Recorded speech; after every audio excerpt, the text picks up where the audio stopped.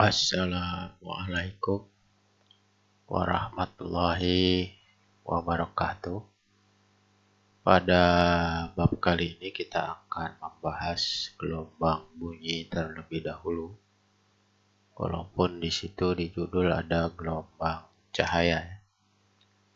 Di gelombang bunyi itu kita lihat di sini ada beberapa gambar yang berkaitan dengan gelombang bunyi. Situ ada orang yang lagi di USG, di sini ada yang bermain musik. Nah, gelombang bunyi adalah satu bentuk energi di mana sumber bunyi berupa objek yang bergetar. Jadi bunyi merambat dalam bentuk gelombang mekanik dan bunyi berupa gelombang longitudinal.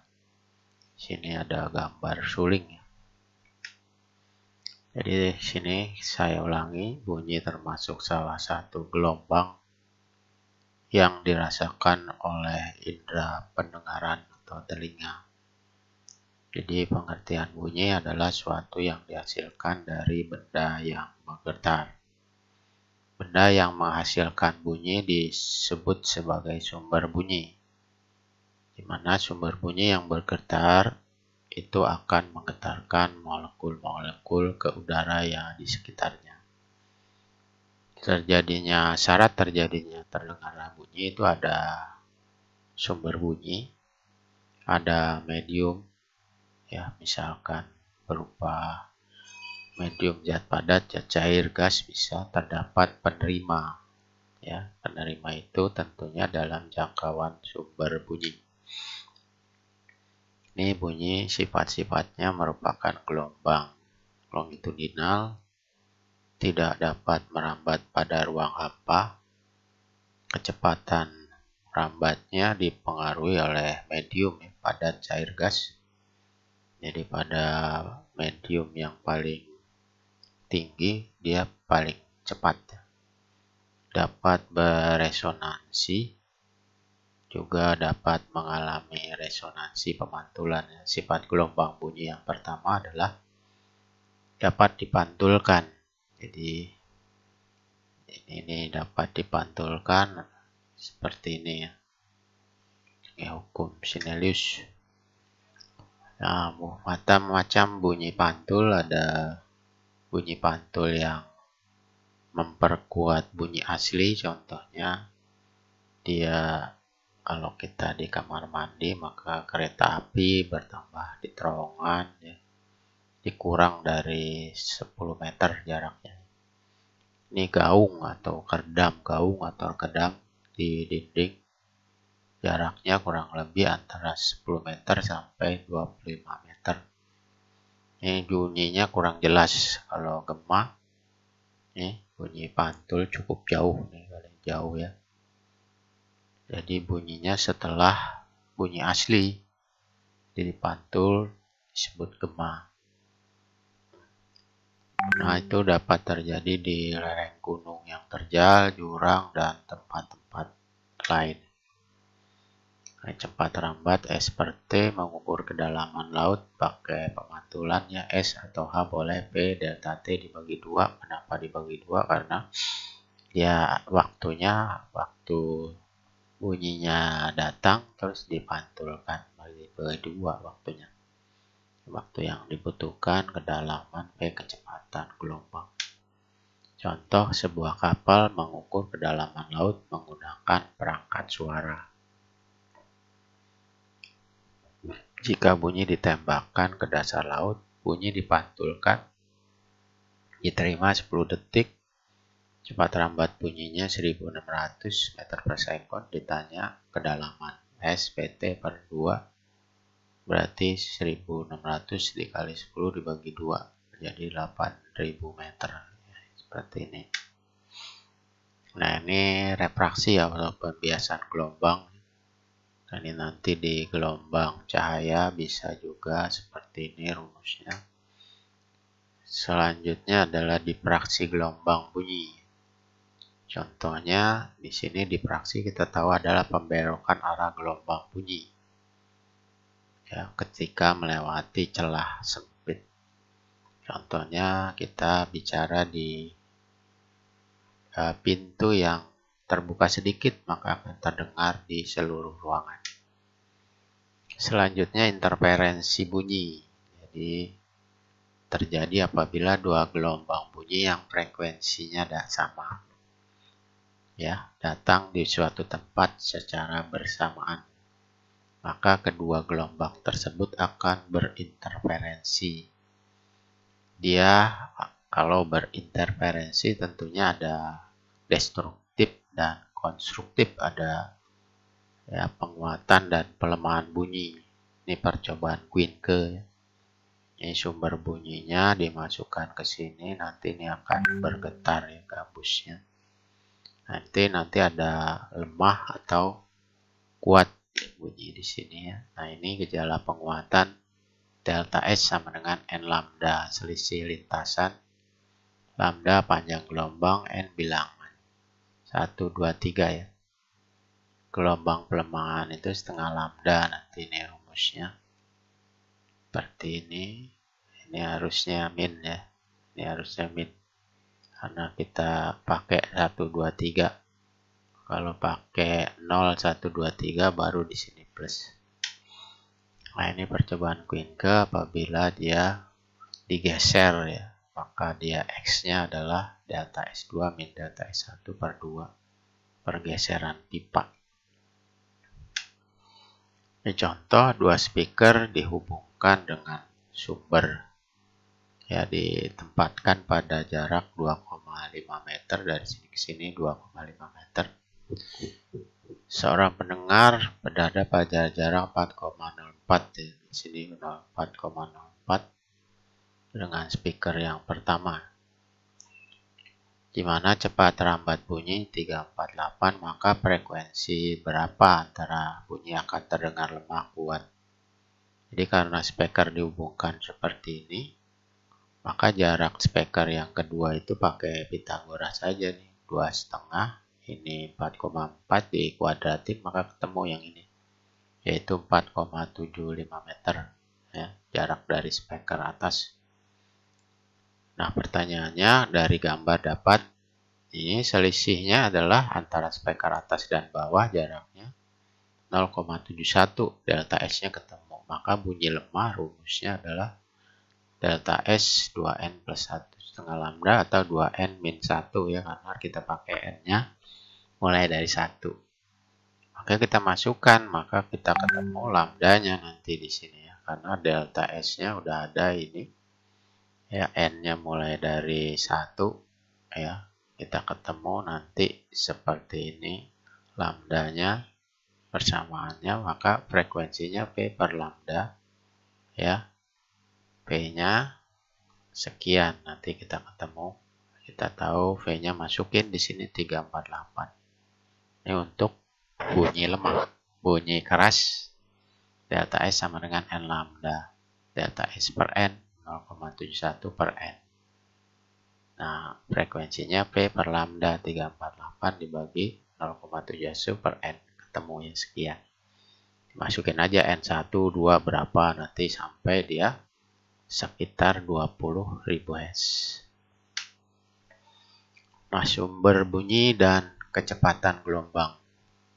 Jadi sumber bunyi itu ada pada dawai pipa organa terbuka atau pipa organa tertutup. Nih sumber bunyi ada 3 ya, yang kita bahas di sini.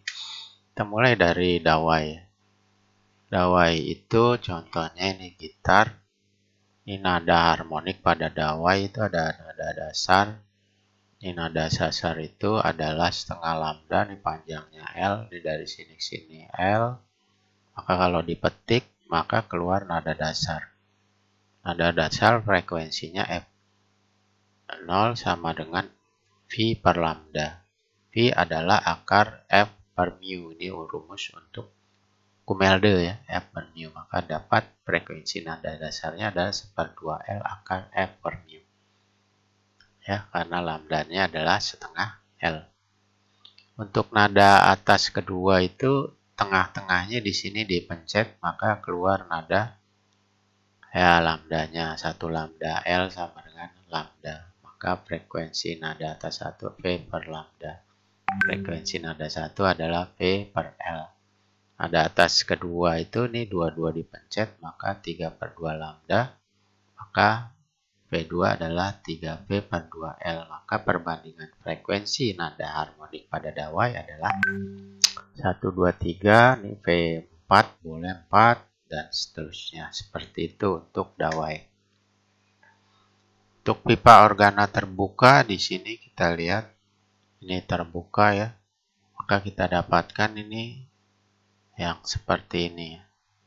Ya, seperti ini. Jadi 1/4 lambda dia dapatnya. Maka nada dasarnya V per 2L. Nada atas kedua kita dapatkan ini 1/4 ya. Ini berarti 3. Ini sini berarti 1 lambda ya. Maka V2 adalah V per L. Nada atas kedua 3 per 2 lambda. Ini sama nanti. Kita lihat. Seperti ini. Didapat. Ini setengah harusnya. Ini ya, setengah bukan 1/4 nih, setengah ya. Iya, kayaknya setengah nih. Ini setengah ya, bukan 1/4. Ini salah nih, setengah. Ya, setengah lambda nih. Jadi kita dapatkan dawai dengan pipa organa terbuka itu sama. Perbandingan frekuensinya. Ya. Oke, ini salah ya, setengah. Ntar dilihat lagi di bukunya. Baru yang ini pipa organa tertutup, baru dia 1/4 nih lambda. Ya, nada atas ke 1 3/4, nada atas kedua 5/4, sehingga perbandingannya 1:3:5:7 dan seterusnya. Jadi seperti itu contohnya. Dawai memiliki panjang 2 meter, kerapatannya adalah 2 gram per centimeter dengan tegangan 320, maka frekuensi nada atas pertama pada dawai. Diketahui L 2 meter, ini mu-nya 2 gram per centimeter dijadiin kilogram per meter, maka kita dapatkan 2 kali 10 pangkat min 1 kilogram per meter, F-nya 350 Newton, maka Fn sama dengan N plus 1 per 2L akar F per mu. Karena nada atas pertama F1, kita cari N-nya 1, 2L, maka kita dapatkan di sini adalah frekuensi nada atas pertama adalah 20 Hz.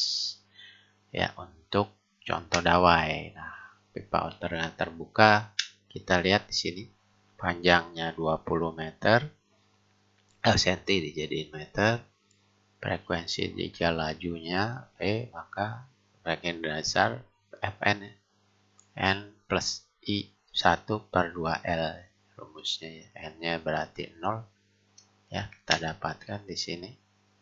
Iya, di 0 masukkan 1, 2, 10 pangkat ketemu 850 Hz.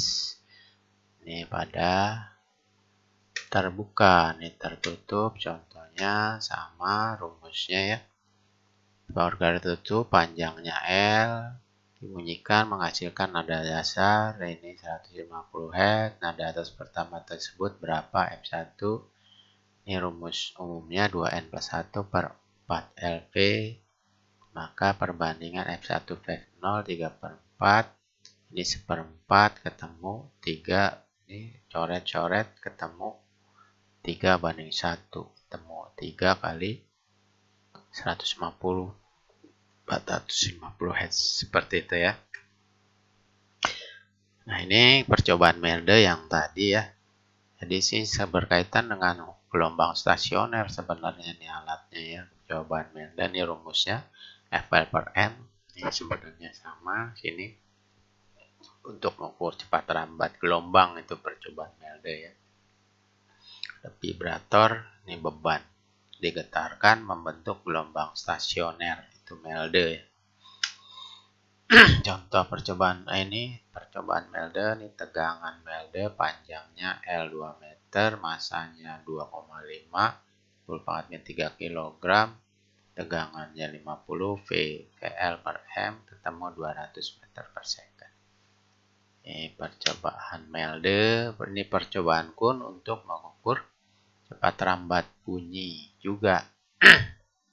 Ya, Jadi sama nih cepat lambat bunyi, tapi ini berupa gas. Ini ada butiran-butiran ini, nanti akan kalau ada gasnya dikeluarkan dia membentuk gelombang. Jadi ada gelombang di menguatkan, ada lemahkan. Ya, lengahnya setengah, lambda kalau menguatkan, lambda. Seperti itu ya. Jadi seperti ini. Nah, terjadi resonansi juga pada peristiwa gelombang bunyi. Jadi digetarkan di sini, digetarkan, maka ini juga ikut bergetar. Jadi frekuensinya akan sama. Nah, atau kelipatan bilangan bulat dari frekuensi sumber. Jadi yang disebut resonansi itu nih bergetar. Nah, di sumber bunyi ke sini ke garpu tala berikutnya nih ikut bergetar. Ya. Jadi frekuensinya akan sama. Peristiwa bergetarnya suatu benda dipengaruhi oleh getaran benda yang lain. Jadi syaratnya pada permukaan air harus terbentuk simpul gelombang, pada tabung bagian terbentuk gelombang. Ini ada rumusnya, V sama dengan frekuensi kali lambda, lambdanya 4 ln per 2n min 1. Nah ini rumusnya, ln itu adalah panjang kolom gelombangnya. Ya seperti ini. Ya, ini contoh resonansi pertama pada tabung resonansi terjadi panjang kolom udaranya, berarti L1-nya ini 0,04 meter. Berapakah panjang kolom udara selanjutnya? Ya udah pakai rumus ini aja. Ini lambdanya didapat dari rumus perempat. Lambda sama dengan L, maka kedapat lambdanya 0,16. Berikutnya adalah pakai rumus ini 3/4 lambda sama dengan L, berarti L-nya adalah 12 cm. Oke, untuk pertemuan kali ini cukup terlebih dahulu ya. Untuk berikutnya nanti selanjutnya pada pertemuan selanjutnya. Oke, wassalamualaikum warahmatullahi wabarakatuh.